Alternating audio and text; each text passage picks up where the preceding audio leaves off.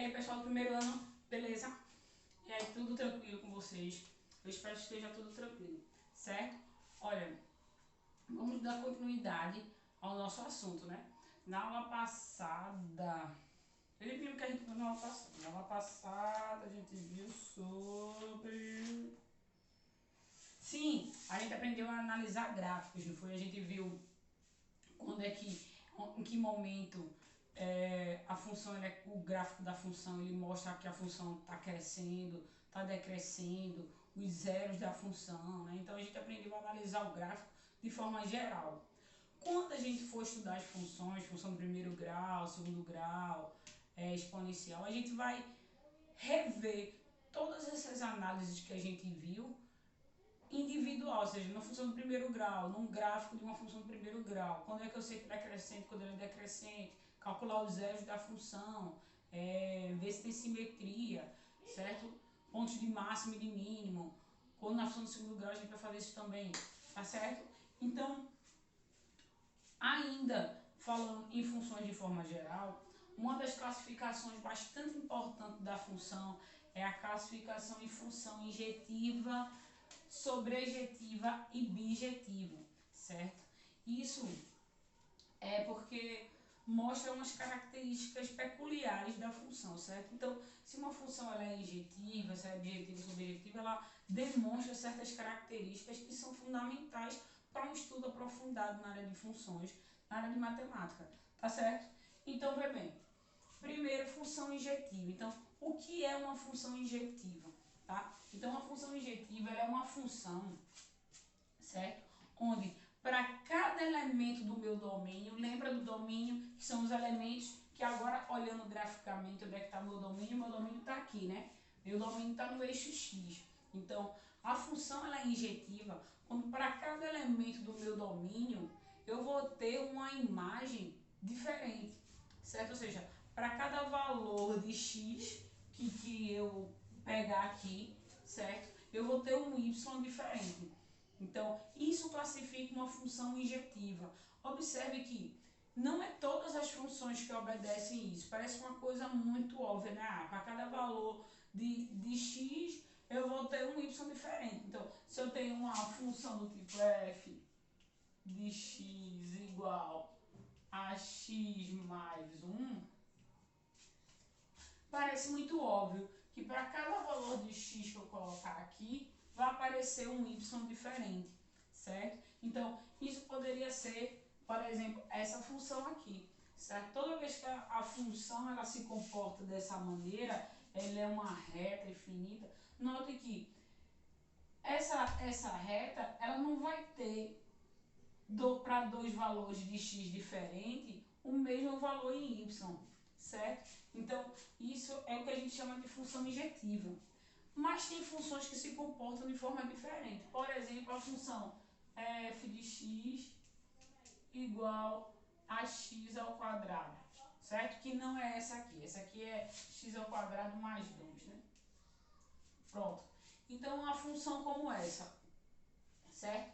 Note que para cada valor que eu colocar aqui, por exemplo, se eu disser aqui que meu x é 0, certo? Quando ele for 0 aqui, então o meu ponto vai estar sobre o eixo y, né? Então, quando meu x for 0, aqui vai ser 2, certo? Mas quando x for 1, o que é que acontece? Quando x for 1, vai ficar 1 ao quadrado mais 2 vai dar igual a 3.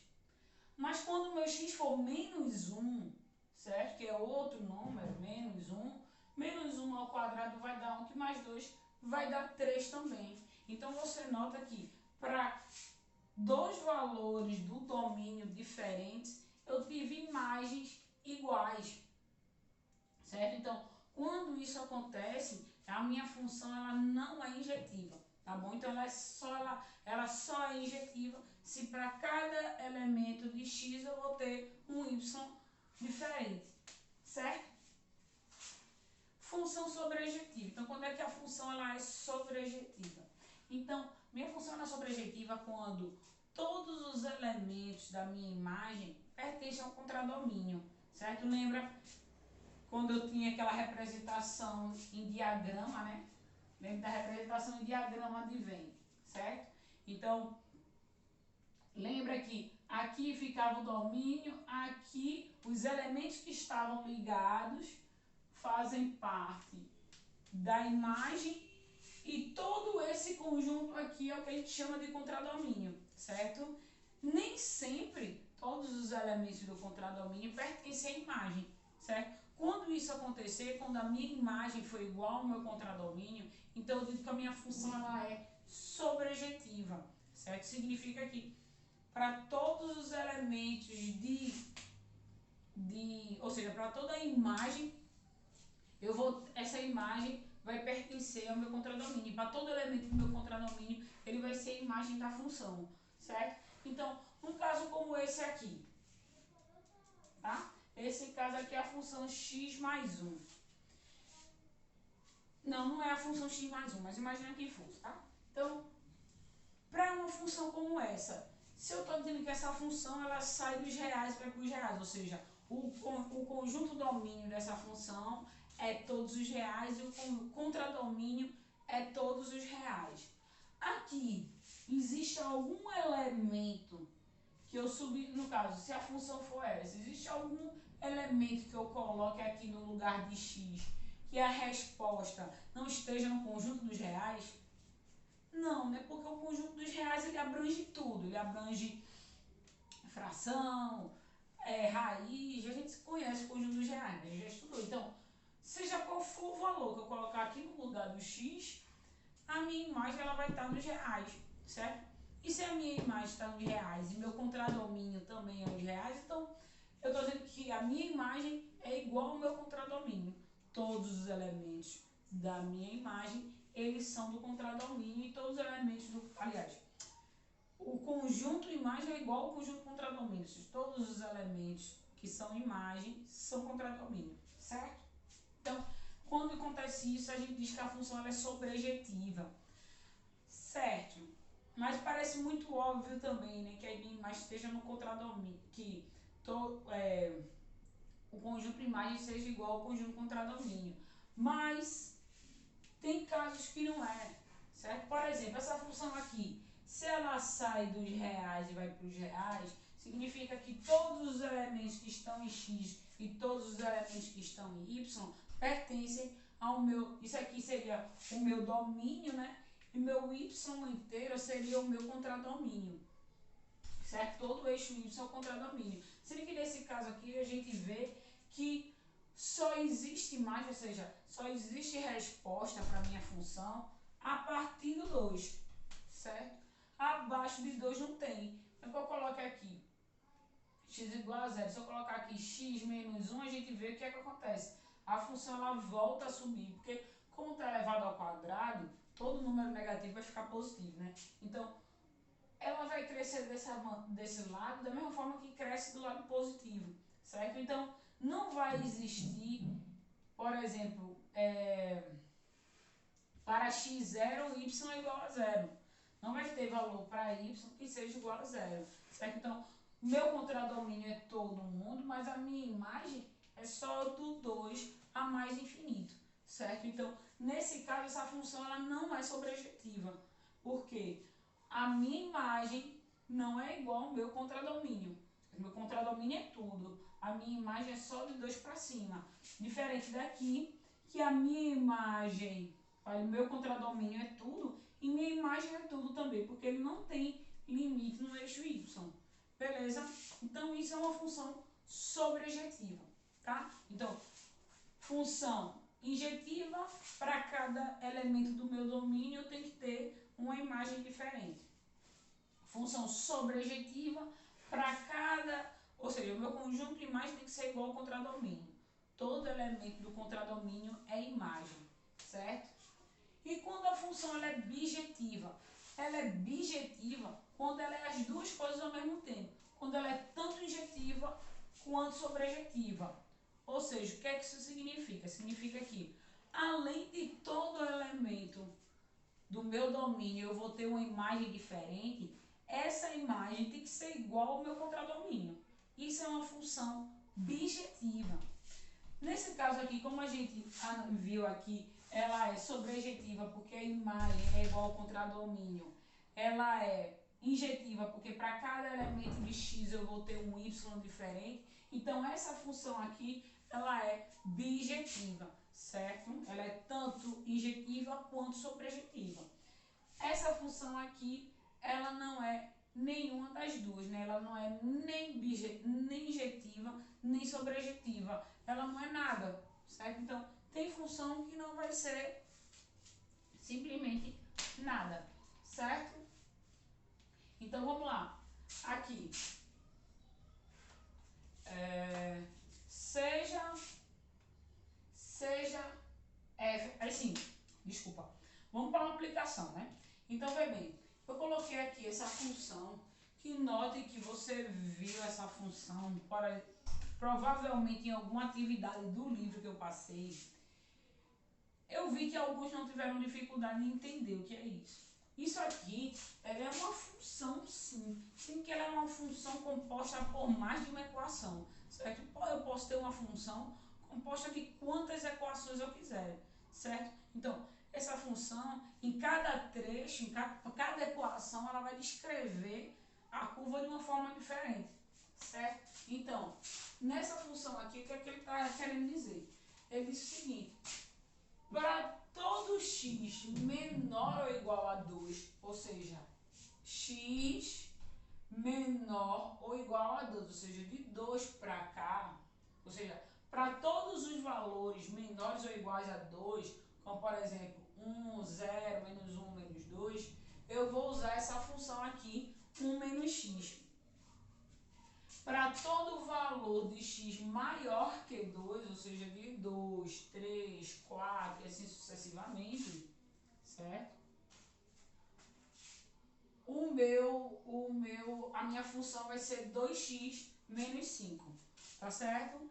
Então, ele pede para construir esse gráfico, sabendo que o domínio dele vai dos reais até o intervalo de menos 1 a mais infinito, certo? Então, o que é que ele está querendo dizer? Ele está querendo dizer que o contradomínio dessa função aqui, certo? Ele vai de menos 1 a mais infinito, ou seja, ele sai do domínio, tá? A função do domínio ao contradomínio. Isso é o que esse traço significa.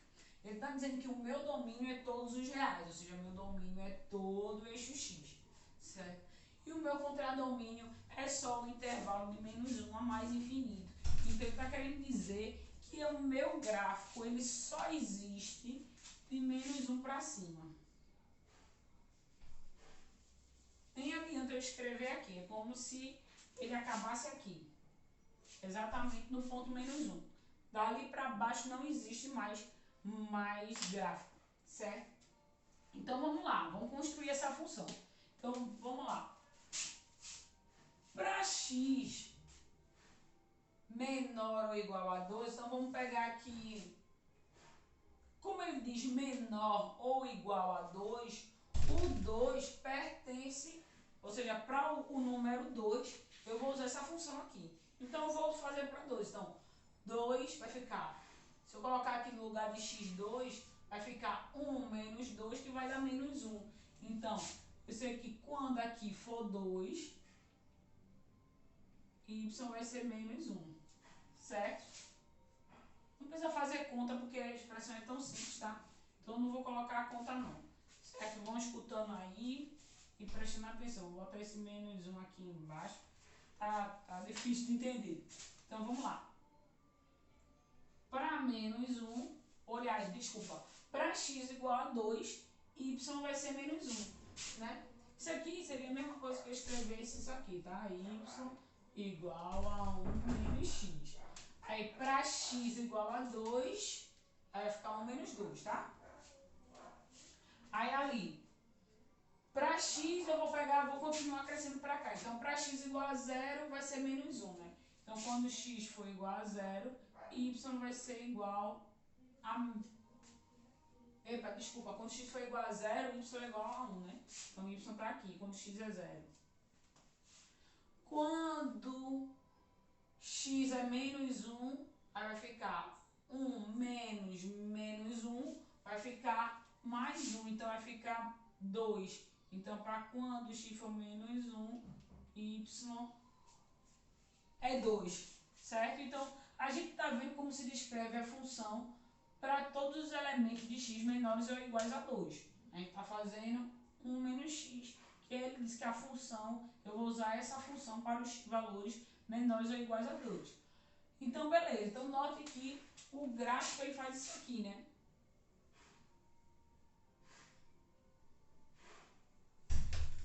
Ele faz isso aqui. Agora, vamos para os valores maiores que 2. Então, para x igual a 3, então eu tenho aqui 3, vai ficar 2 vezes 3, 6. Aí eu vou fazer aqui y igual a 2x menos 5, tá? O rosa é para valores de x maior que 2. Então, quando x for 3, 2 vezes 3, 6, 6 menos 5, 1. Então, quando x é 3, y é 1, tá? Esse ponto aqui. Quando é que o valor de, no caso, quando é que x é 0, né? Então, aliás, desculpa, quando é que o y é 0? Ou seja, quando é que o ponto vai estar em cima do eixo x? Então, para y 0, a gente nota que basta substituir x aqui por 2,5, porque 2 vezes 2,5 vai dar 5, né? Então, 2 vezes 2,5, 5, 5 menos 5, nada. Então, quando tiver aqui exatamente entre 2 e 3, vai ficar 2,5, que é a mesma coisa que 5 sobre 2, tá? Então, aqui é o ponto onde o gráfico toca o eixo x, tá? E você vê que ele vai continuar aqui até chegar ao 2, para qualquer valor que eu colocar. Para x igual a 4, 2 vezes 4, 8, 8 menos 5, 3, então vai dar 3. Então, ó, o que é que acontece? O gráfico cresce no trecho de lá, tá? Aí a questão pergunta, essa função ela é injetiva, bijetiva e sobrejetiva? Né? Ou injetiva, sobrejetiva e bijetiva? Então, como é que eu classifico essa função aí? Ela é uma função composta por duas equações, tá? Então, para ela ser injetiva, todos os valores, para cada valor de x, eu vou ter que ter um y diferente, não é? Então, note que ela já não é injetiva. Porque o que é que acontece? Para x igual a 0, para x igual a 0 aqui, y é igual a 1. E na outra função, para x igual a 0, tá vendo? Y é igual a 3, ou seja, para x0 e para x3, ambos vão dar y igual a 1, entendeu? Para x igual a 0, eu vou ter y igual a 1 ali na função, na primeira função, na função verde ali. E na função rosa, para x igual a 3, eu vou ter y igual a 1, desculpa. Justamente, para x igual a 0, y igual a 1. E aqui para x igual a 3, y vai ser igual a 1 também, certo? Então, note que para dois pontos de x diferente, o y dá igual. E isso vai se repetir em outros pontos, né? Provavelmente vão ter pontos aqui que eles vão se encontrar também, certo? Então, o que é que acontece? Essa função ela não é injetiva. Então, ela não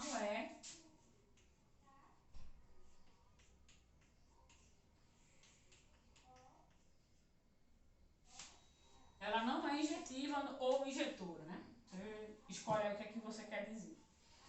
Ela é sobrejetiva, ela é sobrejeitora? Então, para ser sobrejeitora, qual é a condição? Para ser sobrejeitora, toda a imagem, o contradomínio tem que ser igual ao conjunto de imagem, né? Então, vamos lá. Quem é o meu contradomínio? É de menos 1 a mais infinito.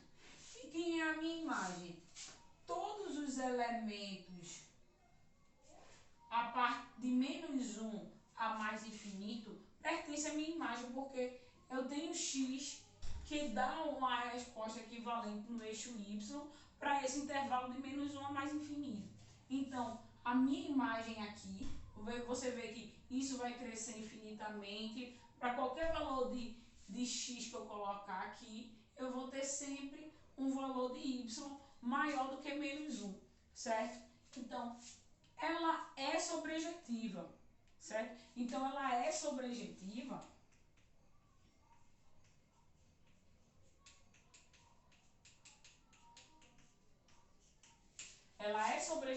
pelo simples detalhe do seu conjunto contradomínio ser esse cara aqui, certo?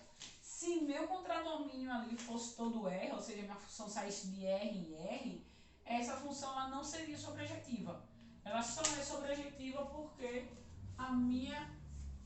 o meu contradomínio já é limitado, certo? Então, nesse caso, o meu contradomínio é igual à imagem, tá bom? Então, ela é sobrejetiva, mas ela não é bijetiva porque ela não é injetiva. Para ela ser bijetiva, ela tem que ser tanto injetiva quanto sobrejetiva. Nesse caso, ela só é sobrejetiva, certo? Então, é um assunto bastante simples, não tem dificuldade nenhuma, tá? Vou abrir o fórum de novo para vocês botarem suas possíveis dúvidas e sugestões sobre a aula. E até a próxima. Um beijão!